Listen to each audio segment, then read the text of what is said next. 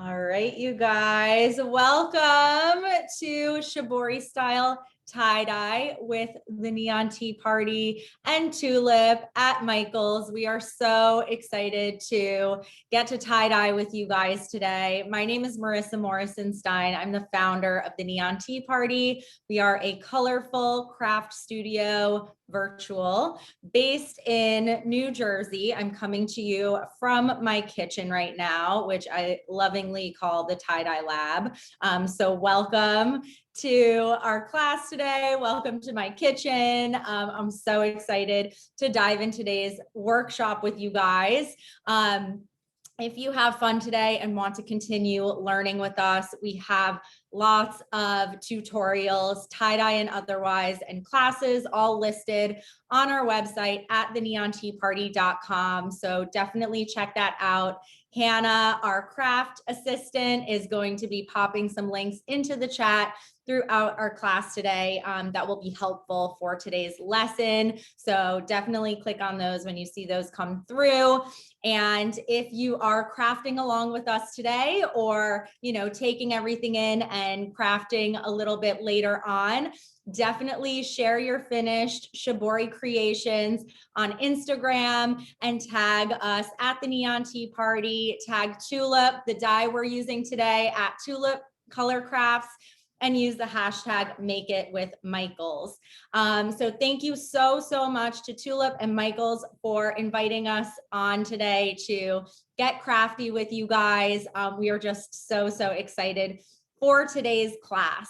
So if you have never heard of Shibori before, if you've never tie-dyed with this sort of style before, you're in for a treat. So Shibori, the word is Japanese, and it is a traditional form of dyeing that is basically what tie-dye is based on. So Shibori comes from the Japanese root word shiboru, which means to wring or squeeze or press. And there are tons of different techniques and styles to create all different Shibori style patterns using items like rubber bands, which is the quintessential tie-dye supply.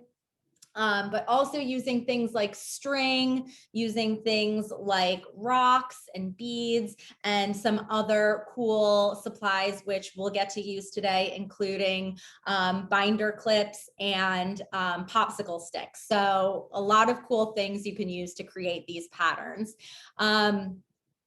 So when we talk about Shibori, we specifically are referring to the act of binding or compressing the fabric in order to create a resist for the dye. So what that means is basically just like with regular, your classic tie-dye, you're binding up your fabric really tightly. You're using things like rubber bands to maintain that shape, to also provide resistance, meaning where you cover your fabric, either with folds or with items like rubber bands, the dye can't seep in. And that's what's creating that contrast between the dye on the fabric and the the space in between your folds or underneath the items you're using to bind and resist. So that's what that means. And that's why Shibori really is sort of the root of tie-dye as we know it. So we're going to learn a few of my favorite techniques today. These techniques are really easy to achieve at home. They use all standard tie-dye supplies and a couple of household items. So I'm going to quickly show you guys which patterns we're going to be learning today, so you guys can get excited. I'm going to talk a little bit about the dye, and then we'll go over the supply list, get you guys situated, and then we'll dive into crafting. So today we're going to be learning really two categories of patterns. And the first one, I'm going to show you guys a few fun variations. So the first one we're going to learn is called Itajime, and you can also call it like square or triangle. So the t-shirt that I'm wearing here, and I have some other samples behind me. This is a Itajime triangle pattern. So you guys are going to learn how to accordion fold your fabric and then fold it into triangles to create this really beautiful repetitive pattern. We're also going to learn the same pattern, but with squares. So you can see this bandana behind me has a repeating square pattern similar to this triangle one here. So we're going to do that. Then I'm going to show you guys a fun variation using binder clips. One will have binder clips and one will have popsicle sticks. And let me tell you, I am pretty obsessed. This is the binder clip version. And this is the popsicle stick version. So really excited to show you guys those fun variations on Itajime. And then we're going to go into a second pattern called Kumo or spider or cloud. It has two different translations. I personally like to call it spider because number one, first of all, this is the pattern here. They kind of look like little spider webs, but even more so, and you're going to see this when we actually are binding up our fabric, that you're basically creating a little spider with fabric and rubber bands. So has lots of layers of meaning and it's super, super fun. So that's what we're going to be learning today. As far as the dye that we're using, so traditionally Shibori is created by using indigo dye. So creating an all natural indigo dye from an indigo plant. Shibori is also traditionally used, you just use one color to dye your fabric and get that contrast with the resistance from the items you're using to create those patterns. Today, we're going to be using our all-time favorite tie-dye Tulip one-step dye. We are obsessed with Tulip one-step tie-dye at the Neon Tea Party and use it. We do a lot of tie-dye and we're always using Tulip one step. So we're super excited to get to show you how we do Shibori here at the Neon Tea Party. And we're going to be using this Tulip one step party kit, which comes with a ton of colors. It's available at Michael's. Also available at Michael's is the Tulip one step Shibori kit that comes with a bunch of different blues. So definitely check out both of those products if you don't already have them in front of you today to craft along with us. And then in addition to this dye that we're going to be using, we're going to be using some of our favorite cotton items from Michael's. So we have these Gildan 100% cotton t-shirts. These are our go-to t-shirts when we tie-dye, as well as the Imagine 8 plain cotton bandanas. So I'll get into fabric, recommended fabrics and stuff in just a minute, but that's what we're going to be using today. One quick note about Tulip One Step tie-dye, why we love it so much. You really get to dive into tie-dye right away with it. There's no need to prep the fabric in any way. You literally just get it wet, bind it up, apply the dye, and the color comes out so vibrant, as you can see from my shirt and the samples behind me. So it really is just, that's why we love it so much, because you can just tie-dye your heart out right away. So that is an overview of today's class. Our tie-dye assistant, Hannah, will be in the chat to answer any of your questions. I will pause throughout today's lesson to, ask for questions. Hannah will relay those questions to me if she can't answer you directly in the chat, which she'll be doing. That's about it. So before we go over our supplies and get crafting, Hannah, how are we doing? We are doing great. Everyone is already asking supply questions, which I know you're going to get right into. So super excited to address those in a moment. Amazing. All right. So as far as the things you'll need and kind of get you guys a little bit set up, you're going to need, of course, your tie-dye. Tulip One Step does go right into dye. So definitely use this brand of dye to be able to follow along with today's lesson. And then you're going to need, one thing to note about the dye and with the Tulip One Step kits is that the dye already comes in the bottle. So you'll see here, you can see like the powder at the bottom, and all you need to do is add water and shake it. So the kits make it really easy. You literally just add water to the bottle and shake it up. But if you're using refill packs, or if you have a Tulip one-step kit that has refill packs in it, just make sure you also have your dye bottles to pour those refill packs into. As far as items that you can dye, the rule is use all natural fabrics. So I'm using 100% cotton today. That's always just a great go-to. You know, everyone has some t-shirts and socks and things like that lying around that you can always tie dye. You can do a blend, especially if, you know, let's say you're tie dyeing sweatshirts or sweatpants. Just make sure that it's at least 50% cotton to make sure that the dye adheres to the fabric. Other fabrics that you can dye that are all natural are wool, silk, rayon. So just make sure that your fabrics are at least 50% all natural, but 100% all natural fabrics come out best. Okay, other things you're going to need. You're going to need rubber bands, of course. I'm just gonna pull over, got rubber bands in a few different sizes. You're going to need some household items for some of the patterns that we're going to be doing today. So make sure you have, if you want to do the Itajime, which is the triangle or the square pattern, you're going to need cardboard and a scissor. If you want to do the variations on this pattern, this one calls for popsicle sticks, and this one calls for binder clips, just to show you, give you your options.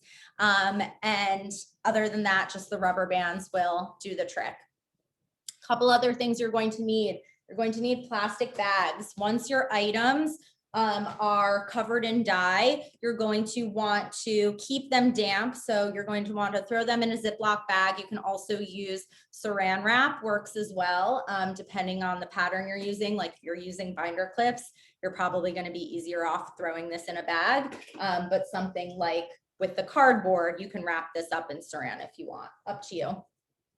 Then you're just going to need some items to keep yourself and your area neat and tidy, you know, prevent dye from getting on anything. You are going to need paper towels. These are going to be your best friend today. You're going to use them to clean up any spills that might occur, but also we're going to lay these down and use them to place our tie-dye items on top of before we add the dye, and the paper towel will like absorb any of that extra dye that drips down. So super handy. Make sure you have plenty of paper towel. Other than that, you're going to want to protect your workspace. If you do have a Tulip one-step kit, you guys should have a plastic tablecloth in there, or if you don't, you can grab whatever plastic tablecloth you might have, or even cut open a garbage bag, totally works, and just cover your table. And then of course you're going to need gloves. Anytime you are tie-dyeing, please, please, please wear gloves unless you don't mind having rainbow multicolor fingers. If you do get dye on your hands, don't worry at all. It's totally fine, totally safe. Just wash your hands thoroughly. And I like to say that the dye will come out in up to 2 showers. So it definitely comes off pretty easily. And then if you want to protect your clothing, make sure you throw on an apron. I'm not going to be wearing one today because I tie dye in this t-shirt all the time. You can also wear all black. You know, totally up to you. The last thing is kind of a supply. Just make sure you have access to water. I'll show you here. Actually, these Tulip one-step party kits come in these awesome tubs. This is what I use to wet my items. But you can also just be close to a sink. You're going to just need to wet your fabric first before you bind it up. So that is the supply list for today. If you have any supply questions that haven't been answered yet, either by myself or by Hannah, please definitely pop those into the chat. Want to make sure that you guys are all situated before we start crafting. Awesome. Marissa, I've got a bunch of questions that I've answered most of them. And then while you switch over to the craft cam, I can go over a couple of those verbally for the group as well.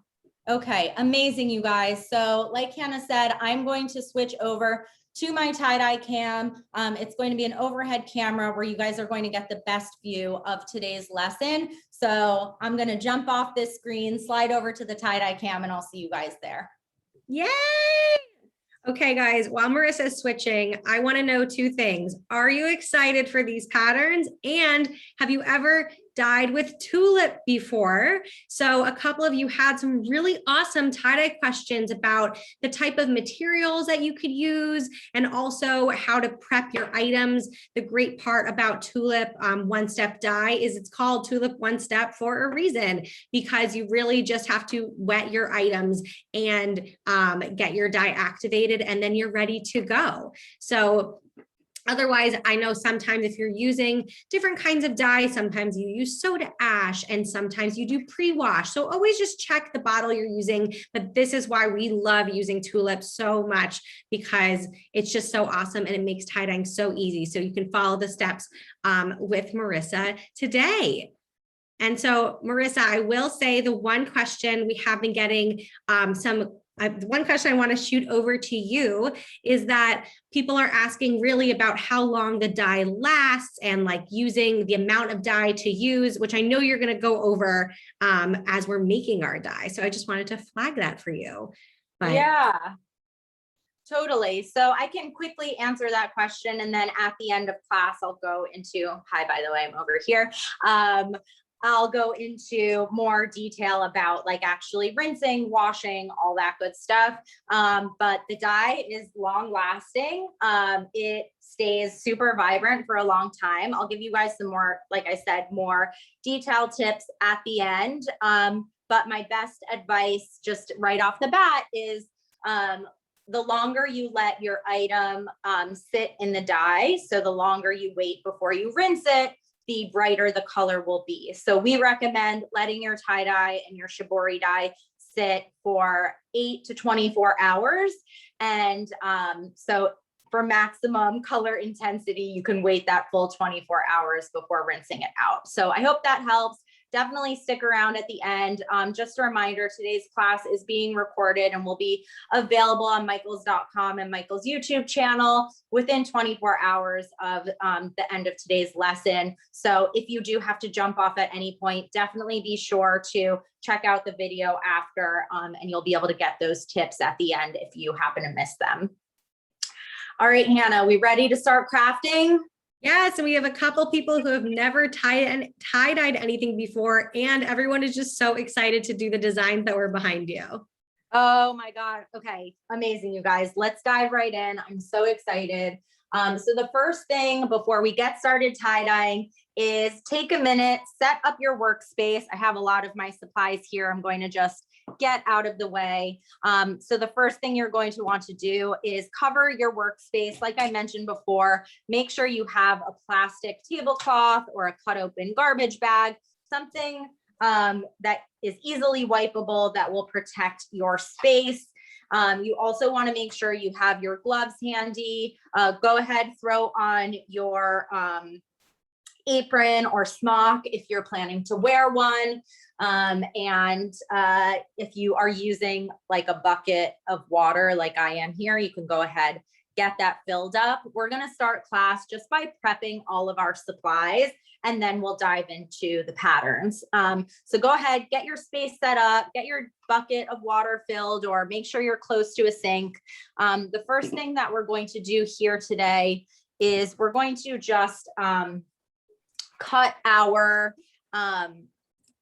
cardboard. I'm going to demo it now. If you want, you can also wait until later on. Once you've folded up your item, you might want to hold off so that you can measure your cardboard against what you folded up. I have this little sample here, so you can always cut it to size. I'm going to show you guys right now, just so you know what to do.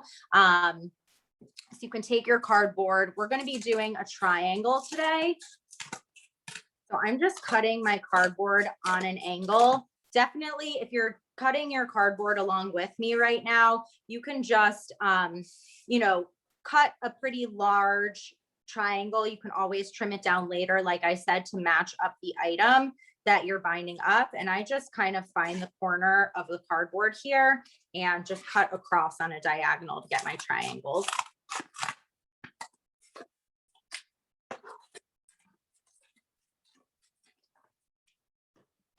All right, so I'm going to set my cardboard aside.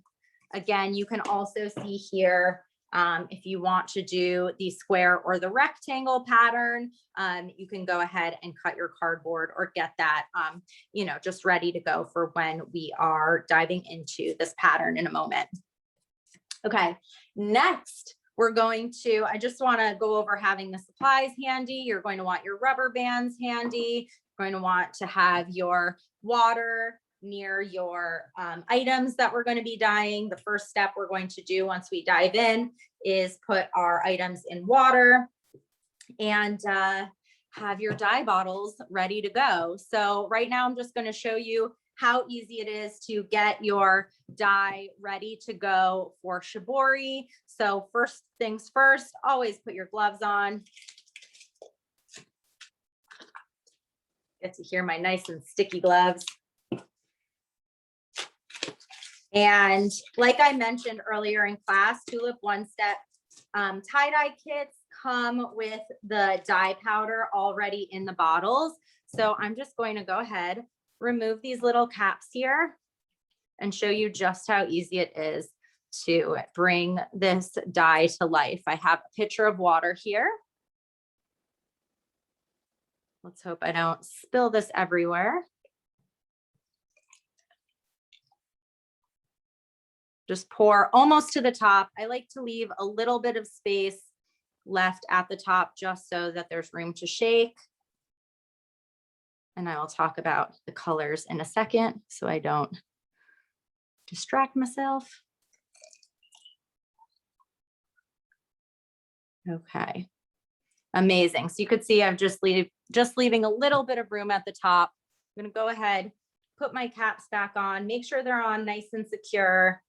If you can leave the little caps on the nozzle, definitely leave those on to prevent any spills. If you ever lose the caps, which is super easy, especially if you're tie-dyeing outside, sometimes they can get lost. Just make sure you always cover the top of the nozzle before you shake it up so you can give your dye a shake. So I pulled out 3 of my favorite colors from Tulip One Step to use for Shibori. So I'm using today the blue, the turquoise, and the black. You can find these in the Tulip One Step party kit, as well as in a lot of the Tulip One Step kits. And I'm just giving this a really good shake. You want to just keep checking the bottom to make sure that all of the dye powder gets absorbed. You don't want to have any, like you can see here, a little chunk left there. So I'm just going to go ahead and shake that up until all the dye powder is gone. Okay, so my dye is ready. I'm going to set it off to the side for a moment.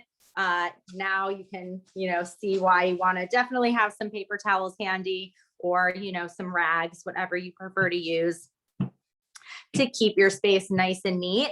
So we are going to come back to the dye. We're going to start with our Itajime pattern here, our triangles and our squares. So I've just gone ahead, wiped off my space from any dye drips that were left there.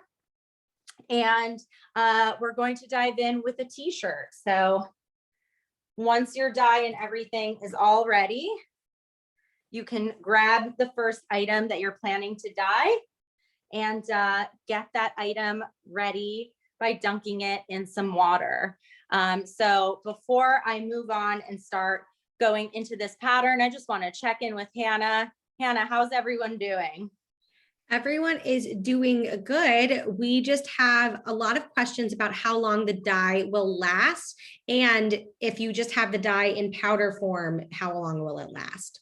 Got it. Okay. I think I misinterpreted your question before about the dye lasting. Okay. So lucky for you guys with Shibori, actually, the dark colors like the blues last a pretty long time.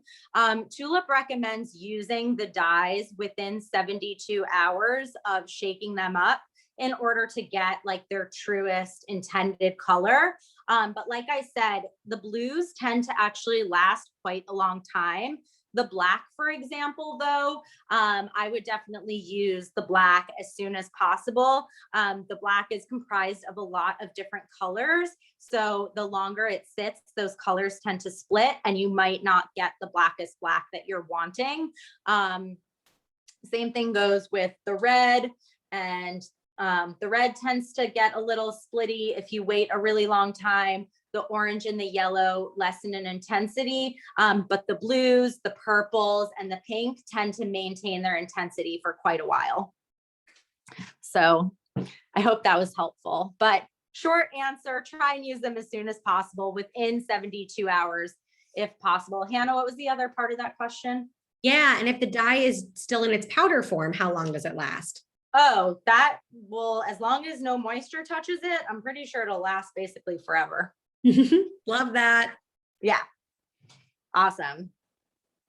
All right. So let's dive into our first pattern here today. Again, this is the Itajime, the triangle and the square. I'm going to show you guys how to do both the triangle and the square. I have the square prepped over here. I'm going to show you guys how to achieve that. And then ultimately I'm going to band up my t-shirt to be in the triangle pattern. So this pattern starts with doing an accordion fold of your items. So first thing is you want to lay your item out nice and flat. And you're going to want to create an accordion fold starting down the center. So I'm using a t-shirt here today. I'll get to the sleeves in just a moment. I know it's a little crowded on camera here. Actually, I'm going to move my water to give you guys a little more visibility. Cool. Much better. Okay, so whatever you're dyeing, you want to lay it out lengthwise, and then we're going to start by folding our item in half down the center. So I'm just picking up my t-shirt, folding it in half. You can match up the sleeves, match up the bottom, make sure any sort of gathering gets nice and flattened out.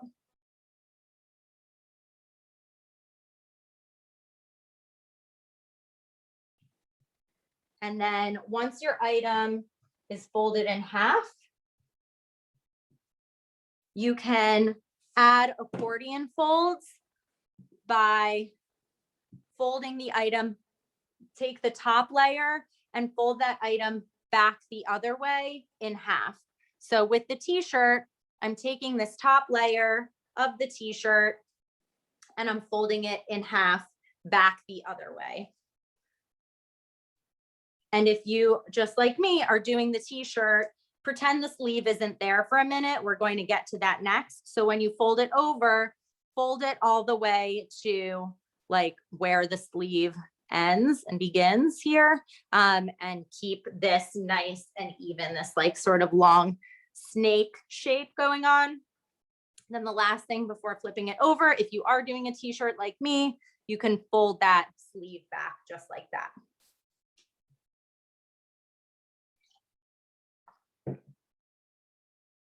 Okay, so the next thing is we're going to just flip this over to the other side here. And we're going to do the same accordion fold on the other side. So you have just half of your t-shirt now extended out this way. You're going to fold it back in half. Again, if you're doing a t-shirt like me, you have the sleeve hanging off the side, and then you'll just fold it back like that. So you basically have created a long accordion fold snake, right? It's nice and long, folded up evenly. And now we're going to accordion fold the long way. So I will turn this around. I like to start at the bottom where it's nice and neat. It just makes it a little bit easier when you get started and getting into the rhythm. So you have three options here: triangle, square, or rectangle. So I'll show you, square, rectangle is the same thing, just a matter of how far you fold down to create either a square shape, which would be even in length on the sides and the bottom, or rectangle, which would be a little bit, narrower on one side and longer on the other. So let's say you're doing a rectangle. You're going to fold over, and then you're going to fold over back the other way, making those folds even. So let me do a couple more and you'll see what I mean. So you're just going to fold front ways and then flip that fold back underneath and just keep all those little folds the same width. Okay, so you'll do that all the way until you get to the bottom of your fabric and the whole thing is folded up like so. Okay, so that's if you want to do the square or the rectangle. If you want to do the triangle, you're going to go back to that snake and you're going to fold over on the diagonal. So you're going to start with the top corner, doesn't matter which corner, start at one of the top corners, and you're going to fold it down so that this top edge here lines up with the straight edge that's opposite from the corner that you're folding down. So take that corner, fold it down, you'll get a triangle. I'll put my hand there so you can see where that triangle is. And then just like we did with the square and the rectangle, you're going to accordion fold it. So you're going to flip it under to create a triangle on the back. And then you're going to bring that corner back down. If you're going to be the opposite corner this time, bring it across so it goes like so. Flip it on the top, like the bottom of the triangle here. So basically you're switching off between bringing the top corner to the opposite side of the fabric. And then when you bring it under, you're really just flipping over on that vertical line. And you'll just keep on going until, until your entire item is folded up into a triangle. I just lost my sleeve there. And this, even now, I'm like, wait, which way does it go? If you're getting confused when you're folding up your triangle, just change up the angle and you're gonna get it. Okay, and then eventually you'll get here, you'll have one last little triangle that you can fold back. You'll fold that back like so. Make sure your sleeves are nice and tucked in. Just gonna tuck away that tag as well. And you'll have this really beautifully stacked triangle that now we are going to get into the resisting elements. So if you have your cardboard already cut, go ahead and grab that. If you haven't cut your cardboard yet, you can go ahead and cut it down to size.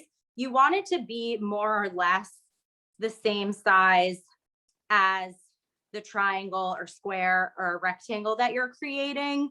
If it's a little bit smaller, that's fine. If it's a little bigger, that's okay. You don't want it to be too much bigger, which you'll see in a second when we bring in our rubber bands. So just go ahead, cut down your cardboard to size, and you're going to make a little tie-dye sandwich. Very, very cute. Okay, so once you have your little tie-dye sandwich going on, you're going to want to pull over your rubber bands like so, and you're just going to like go at it with rubber bands to keep that sandwich situation together.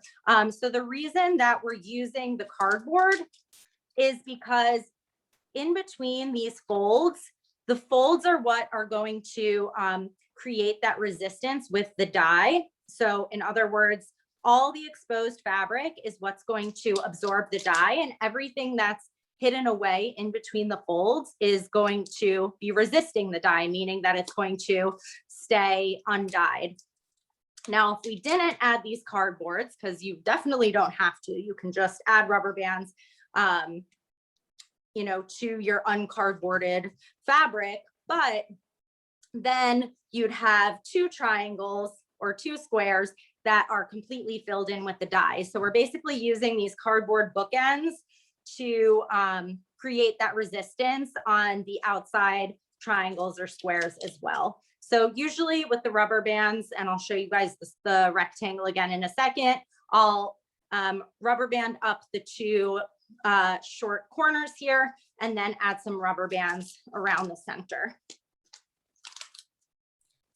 And the rubber bands too will add some cool like stripes of resistance to the side too. So up to you how many rubber bands you'd like to use. Hannah, what's the question? Yeah, so some people would love to see like which the triangle one, if you could show the final sample again so they know what they're getting.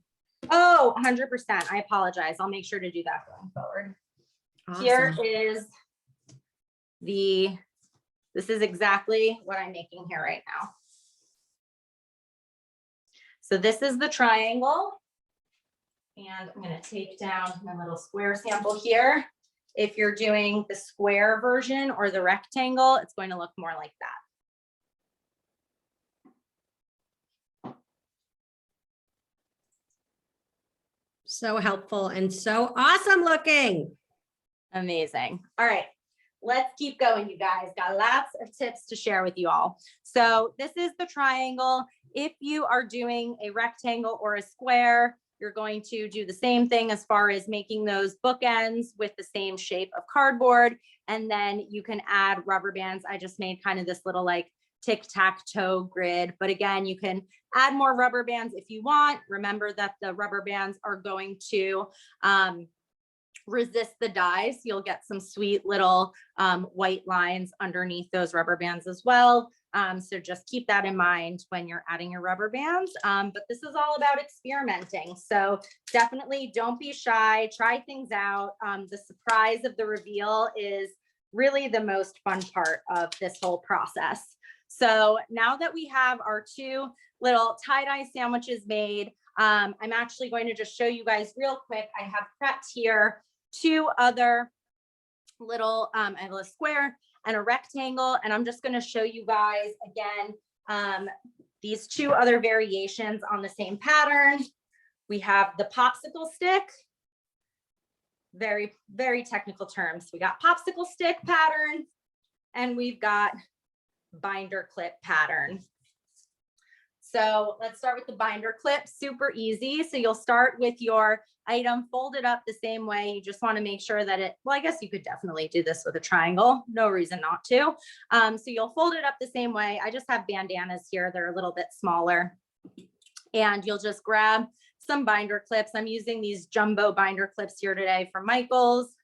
And just go ahead and clip the four sides of your item, or if you're doing something larger, you can add a few going down the sides. Again, this is like experimentation central, so don't be shy. All right, so we got binder clip here. This comes out so cool. And then I'll show you guys popsicle stick. So you're going to take, depending on the size item you're using, you're going to want 2 popsicle sticks for every little segment that you're creating. And so again, we're going to use the sandwich analogy. I have my rubber bands here too. You're basically going to take 2 popsicle sticks at the end of your folded up item. And you're going to sandwich your item between the popsicle sticks, and then take some rubber bands, and as many times as you can, wrap the rubber bands around the ends of the popsicle sticks. This is, again, creating that resistance. So the tighter that you can get these popsicle sticks on your item, the more of a resistance you'll get, and you'll get that really awesome contrasting white or whatever color your fabric is. So I'll just band these up real quick so you guys can see what this will look like. I'm using, I don't have the measurement on hand of the popsicle stick, but they're pretty wide, which came out really cool, I thought. But you can use, you know, skinnier popsicle sticks, wider popsicle sticks.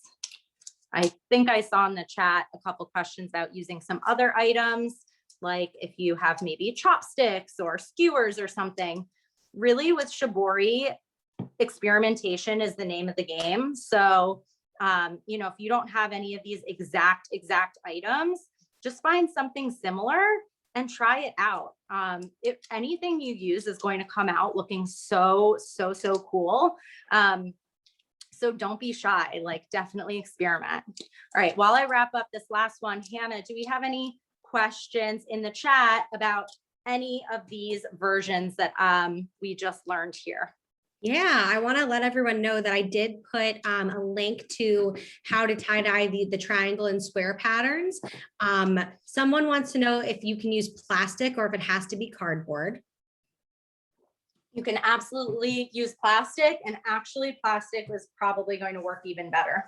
And then Rebecca is doing curtains. She wants to know if like the square pattern or the triangle will work on that size. Oh my gosh, it will look so cool. I was thinking even before to suggest bed sheets. Anything large will look so awesome with this pattern. So definitely try it out. You know, anytime you're making something for your home, you might want to experiment first just so that you are sort of confident in your technique. If, you know, that's just a tip. You absolutely don't have to. It's going to come out awesome no matter what. So go for it and definitely send us some pictures. Amazing. All right, we ready to go, Han? Let's dye it up. Okay, amazing. So I just ripped 2 sheets of paper towel here. And like I mentioned earlier in class, the paper towel you're going to want to put underneath your items while you're dyeing. You can also use something like a rack over a tray. I'll show you what we have here.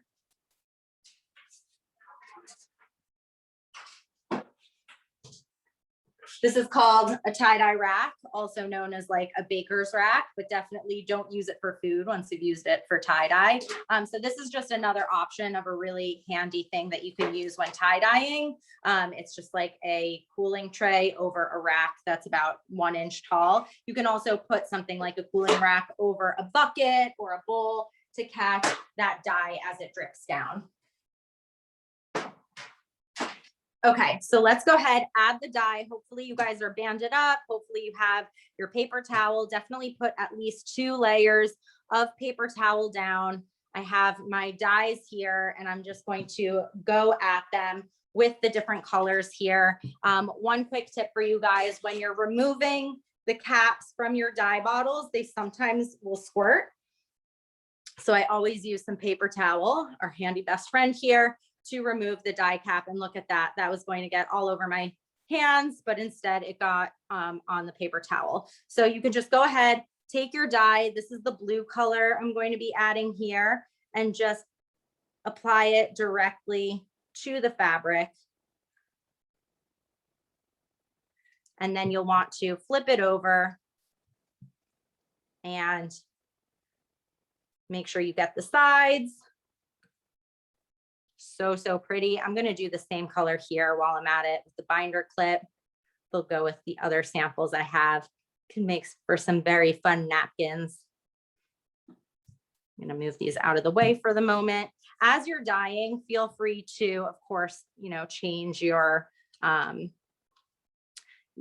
paper towels if you are changing colors, and, you know, just to keep things as neat as possible.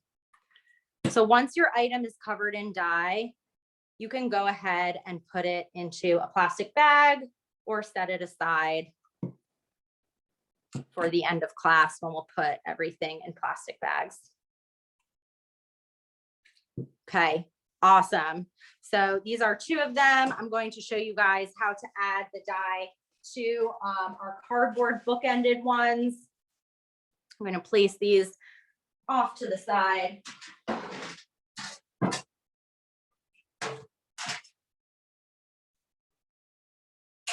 Okay, change this out and just quickly show you guys how to dye these 2 other guys we have on standby. And then we're going to go into our spider or our Kumo pattern, which I'm so excited to show you guys. It's such a fun pattern. Okay, amazing. So take your items, And let's go ahead. I'm going to do one with black and one with turquoise. So I'm going to make this triangle here black. So you're going to just apply the dye to the sides of your fabric, and you'll just go around filling in the dye all along the sides here.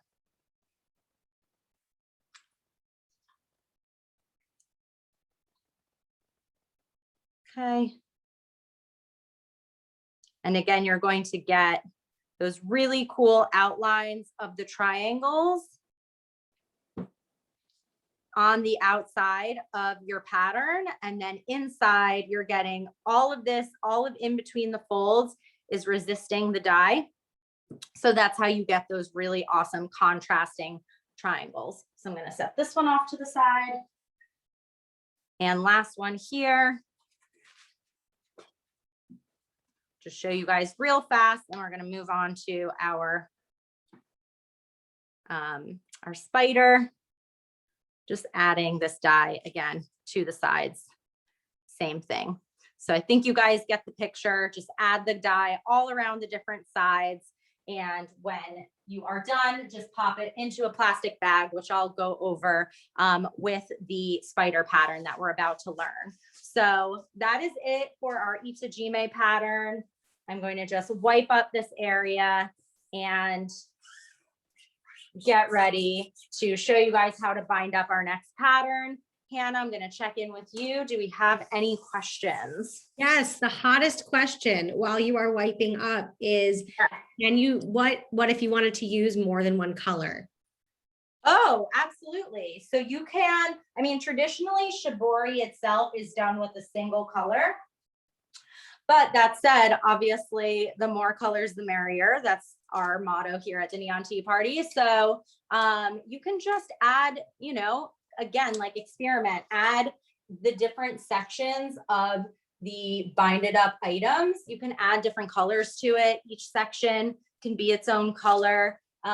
You can also like do kind of stripes of color or come in with little splotches of color. Just keep in mind always that the colors will bleed out farther than, you know, the amount of dye, you know, the initial dot or amount of dye that you place down, it will bleed outwards. So just keep that in mind, especially when you're choosing which colors to put next to each other, because there is such a small surface space that you, that those colors will inevitably layer on top of each other. So just, you know, you can test beforehand or just use your common color wheel knowledge of which colors will look fine when they touch each other, like blue and purple will look good or pink and orange will look good. But some contrasting colors might overlap and become a little bit muddy. So again, just experiment, use your common sense color knowledge and experiment. It's fun to see how those turn out.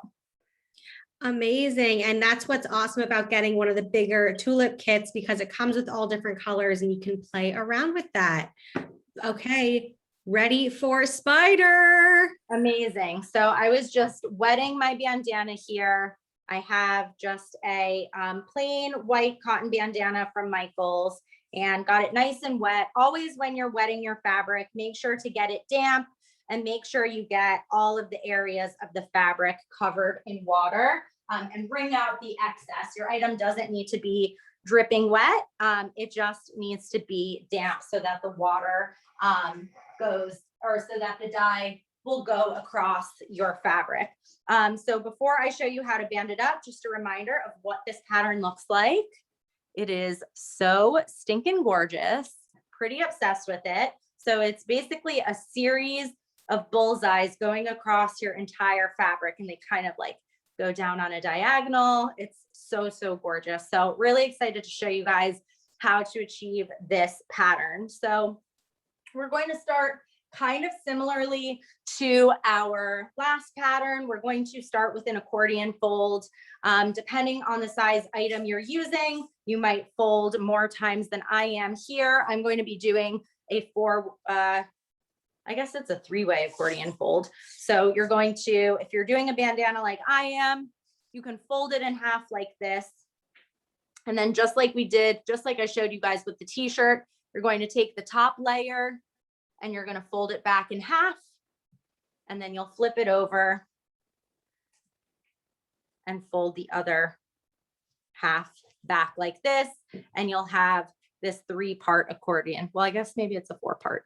You know what I mean? 1, 2, 3, 4 layers. And now here's where this pattern gets really super cool. So let me just show it this way so you can see what I have here. All right, so we have our long skinny snake again. And I have my rubber bands handy. We're going to use quite a bit of rubber bands for this one. If you happen to have smaller rubber bands like this guy or something similar, these are my favorite to use for this pattern. But if you don't have these, don't worry about it.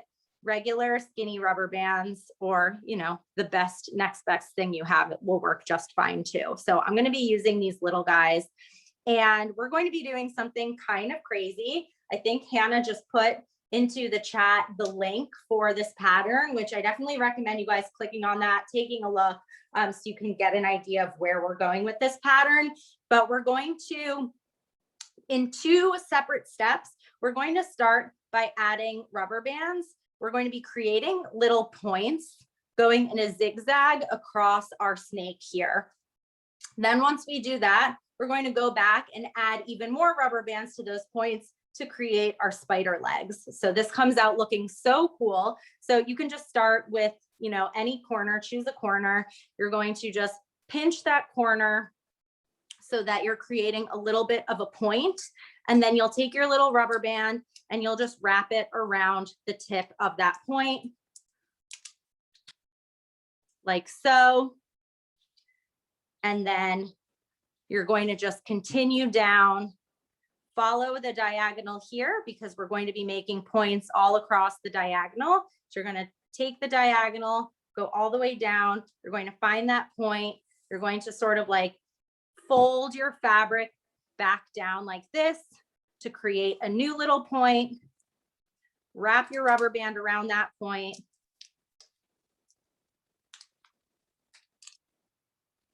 And then you're just going to keep zigzagging and create points all down until you get to the very end of your fabric here. Okay. So you'll just keep going until you have your fabric all banded up with these little points on the triangles. Then once you've done that, I'm just going to skip ahead a little bit just to keep us on track here today. Once you've made these little points all down your fabric, I'll do one more quick here so you guys can visualize.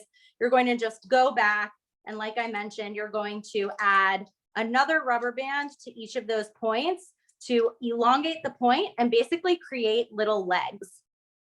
So pretend that my entire fabric is done up with these little points here. I'm going to go back and add that second rubber band. So you can just take the, you know, start with your first rubber banded point, pull back that fabric more to create a long shape.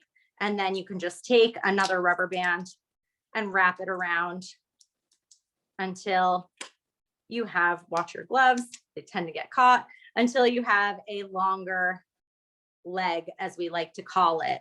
So I've prepped here, pretend we're on a cooking show, you guys. I've prepped here magically a finished spider, almost finished. There's one more step. So once you've gone across, you've added that second rubber band to each one of those points, your fabric will look like this. So it has these little kind of creepy crawly little, it almost looks like a little caterpillar, right? So what we're going to do to complete our spider is we're going to just press this down in the center here so that the legs all sort of stack up on top of each other. The center condenses down on itself. And I'm going to take some rubber bands and just wrap them around the center to keep this shape going here. And you can see our little spider starting to come together. We made these on Halloween and it was so much fun using Tulip One Step black and orange dye. They were so, so cute. All right. So it's crazy to think that this adorable little tie-dye spider is going to become this beautiful, beautiful repeating bullseye pattern, but it is. So last step here, let's go ahead, add our dye. I have quite a bit of turquoise left, so I'm going to go ahead and apply that turquoise dye to my spider. And I'm going to talk to you guys about what to do once your items are covered in dye, how long to let it sit, and all that stuff. But before I do, Hannah, how's it going in the chat? It is going good. I think people are excited, and I have dropped our Shibori spider Kumo tie-dye pattern link in there a lot, just so that nobody missed it, so they can refer to those photos. Amazing. Thank you so, so much. So I'm just going to show with the one pattern here what to do as far as bagging it up. I'll talk you guys through rinsing it and washing it and all that good stuff. And then I'm going to join you guys back on the front cam. Just a reminder, the class is being recorded. So if you do have to jump off at any point, just check back within 24 hours and you'll find today's lesson on michaels.com and Michael's YouTube channel. So I just went ahead, I put my little spider covered in dye into a Ziploc bag. I like to reuse my Ziploc bags for tie-dye, so you can give it a rinse after. If your items are the same color, they can all go into the same bag. If you're doing multiple colors like I did today, each one of those can get its own bag. And then you're just going to let your item sit in the plastic bag, like I mentioned earlier in class, for 8 to 24 hours. The longer you let it sit, the more intense the color is going to be. Make sure you hang on to your gloves. You're going to need these when it's time to rinse these out. So go ahead, throw those gloves back on after your designated waiting time. Rinse it out in the sink. I recommend doing it in a utility sink or a bathroom or a tub rather than a kitchen sink, just to avoid getting dye on any food items or, plates and things. And then you can go ahead, throw it in the washing machine. If you are making a bunch of items the same color or similar colors, like these three colors, the black, blue, and turquoise, I would all throw in the wash together, no problem. If you're using colors that are vastly different, say you did a batch with blue and a batch with yellow, I would wash those separately, but you can just put them in on a regular load. Once the item has been thoroughly rinsed, throw it in the washing machine, put it on regular, put a little bit of your regular laundry detergent in. And once it's done washing, put it in the dryer and go ahead and use your item after that. I do recommend just once you go to wash it for the first time after using it, just give it another individual wash by itself. And then from there on, you can wash it with your darks. So that is pretty much it. Yeah. That's our lesson for today. So Hannah, if we have any last minute questions, happy to answer those.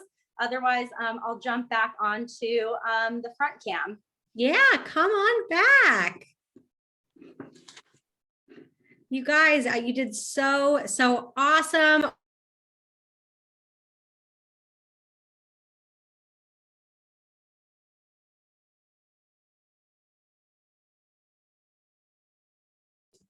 Oh, sorry, everybody. I was on mute. We are so proud of you all. Thank you so much for tie-dyeing with us today. If anyone wants to put your camera on and hold up your items that you have done, I would love to take a group photo. So Marissa, you want to hold up an item too? Oh, yes. Okay, everybody. One, or just smile if your cam's on. We love to see everybody. 1, 2, 3. You guys, it looks so great. Oh, wait, I'm going to turn on gallery view. I'm so excited to see you guys. Amazing. Oh my gosh, so much blue. Patty, amazing work. Lily, looking awesome. Oh my gosh, so cool, you guys. Oh, So much fun. Okay, well, we are at time today. So before we jump off, I just wanted to thank you all so much for joining us today. Thank you so much again to Tulip and to Michaels for inviting us on to do this workshop with you all. Guys, we have another tie-dye workshop with Tulip at Michaels next Monday, 2 p.m. Central, 3 p.m. Eastern. We're going to be teaching you guys how to mix it up and create your own tie-dye colors using Tulip one-step dyes. So we really hope to see you guys there. This is one of our favorite topics to talk about, creating your own dye colors. A reminder again, today's class will be live on michaels.com and on the YouTube channel within 24 hours. So definitely rewatch that to get these tips again. You can find all of our Shibori and other tie-dye tutorials, all using Tulip One Step on the neonteaparty.com. And please share your creations today. We are so excited to see what you made. So share them on Instagram, tag us at Tulip Color Crafts, tag us at the Neon Tea Party, and use hashtag Make It with Michaels. So that's it for the day, you guys. I'm going to teach you guys our sign off, which we do at all of our workshops. So feel free in joining me with a little bit of peace. You can hold up your peace signs, a little bit of love, and a little bit of neon. Thank you guys so much for crafting with us today.